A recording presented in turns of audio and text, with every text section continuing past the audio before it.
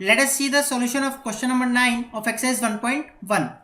The question is, show that each of the relation R in the set A, where set A is equals to x belongs to integer and x is greater than equals to 0 less than equals to 12, given by first इसमें हमको relation दे रखा है r equals to a comma B where mod of a minus B is a multiple of 4 and second हमको दे रखा है r equals to a comma B where a equals to b.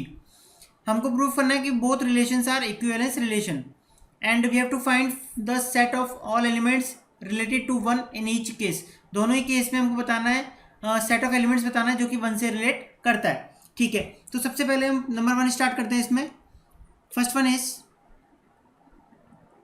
यहाँ पे हमको रिलेशन दे रखा है r is equals to a comma b where mod of a minus b is a multiple of 4. Mod of a minus b is a multiple of 4. ठीक है, सबसे पहले हमको प्रूफ करना है that it is an equivalence relation. Means हमको proof करना है that this relation is reflexive, symmetric and transitive. तो सबसे पहले हम चेक करते हैं रिफ्लेक्सिव के लिए.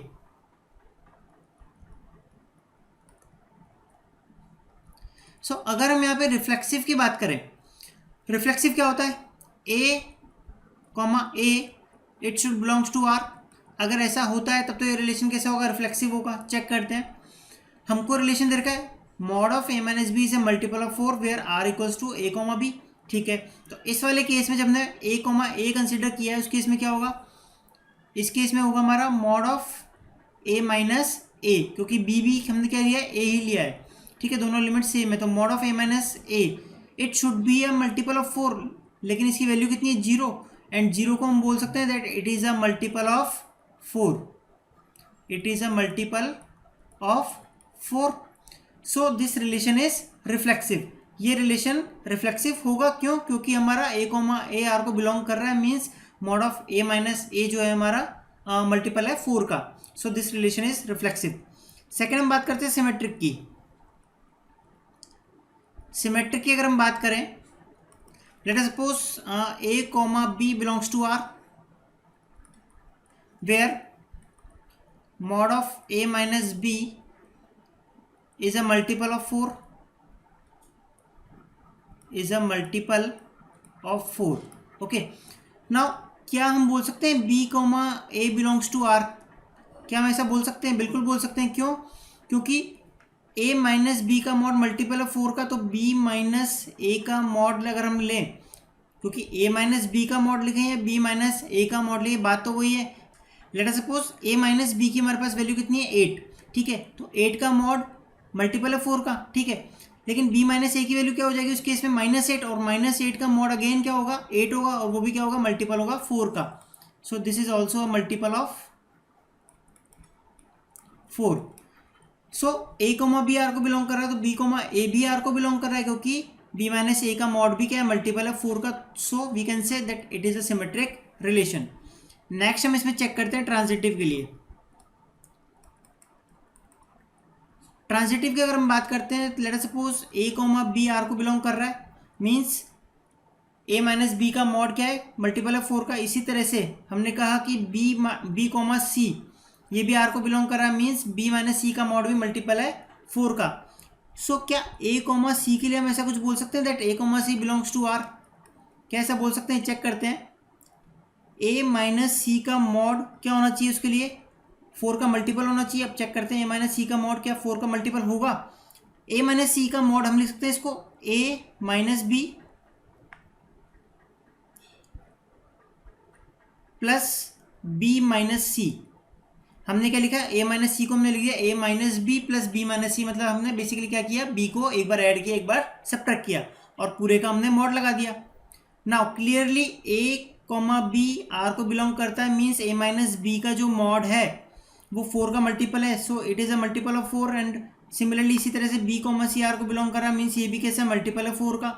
तो दोनों को ऐड करेंगे तो ये भी तो मल्टीपल होगा 4 का. सो ये भी क्या आएगा हमारे पास? मल्टीपल ऑफ 4 आएगा. और मल्टीपल ऑफ 4 आएगा तो हम कह सकते हैं that a comma C belongs to r. ये बिल्कुल सही होगा. So we can say that it is a reflexive relation, symmetric relation and transitive relation. So this is an equivalence relation. Hence it is a equivalence relation.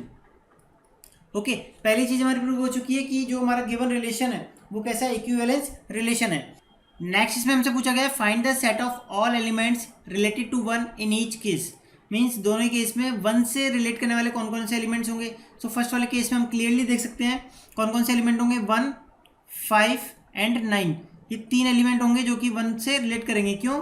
Because 1 minus 1 का mod अगर हम देखें तो क्या होता है, 0 होता है, ठीक है। और 0 क्या है, 4 का मल्टीपल है। इसी तरह से 5 माइनस 1 का अगर हम मॉड देखें तो ये कितना होता है, 4 होता है, और ये भी क्या है, मल्टीपल ऑफ 4 है। इसी तरह से 9 माइनस 1 का मॉड अगर हम लेते हैं तो ये कितना आता है, 8, जो कि 4 का मल्टीपल है। सो ऐसे ओनली 3 एलिमेंट्स पॉसिबल है यहाँ पे, जो कि जिनका आपस में डिफरेंस करने पे क्या आ रहा है, 4 का मल्टीपल आ रहा है। So we can say that the set of elements related to 1 in this case is 1, 5 and 9। So this is our answer. Now इस क्वेश्चन का हम नेक्स्ट पार्ट देखते हैं। नेक्स्ट पार्ट में बोला गया है R equals to A comma B where A equals to B. Again हमको ये प्रूव करना है that it is an equivalence relation. So यहाँ पे हमको रिलेशन गिवन है R is equals to A comma B where A equals to B. Okay, again we have to prove that it is an equivalence relation. So हमको क्या prove करना पड़ेगा, that the relation is reflexive, symmetric and transitive. सबसे पहले हम check करेंगे reflexive के लिए। रिफ्लेक्सिव की अगर बात करें तो अगर ए कॉमा ए आर को बिलोंग करेगा तब तो हम क्या कह सकते हैं, that it is a reflexive relation. Check करते हैं रिलेशन क्या है। यहाँ पे जो हमको रिलेशन दे रखा है वो क्या दे रखा है, ए इक्वल्स टू बी। मतलब ए कॉमा बी अगर आर के इक्वल है तो ए किसके इक्वल होता है, बी के इक्वल होता है। सो यहाँ पर हम क्लियरली देख सकते हैं दैट ए कॉमा ए इसके अंदर मतलब ए इक्वल्स टू ए, दोनों क्वांटिटीज इक्वल है, दोनों क्वांटिटीज इक्वल है, means A comma A belongs to R. So it is a reflexive relation. Second हम चेक करते हैं सिमेट्रिक के लिए। सिमेट्रिक की अगर हम बात करें तो सिमेट्रिक के लिए क्या होगा, अगर ए कोमा बी आर को बिलोंग कर रहा है इसका मतलब क्या है, that A equals to B, ठीक है। तो क्या हम यहाँ से बोल सकते हैं बी कोमा ए भी आर को बिलोंग करेगा, बी कोमा ए क्या आर को बिलोंग करेगा, बिल्कुल करेगा, क्योंकि ए इक्वल्स टू बी है। इसका मतलब ये भी तो है कि बी इक्वल्स टू ए है, ठीक है ना। ए इक्वल्स टू बी बोलो या बी इक्वल्स टू ए बोलो, बात एक ही है।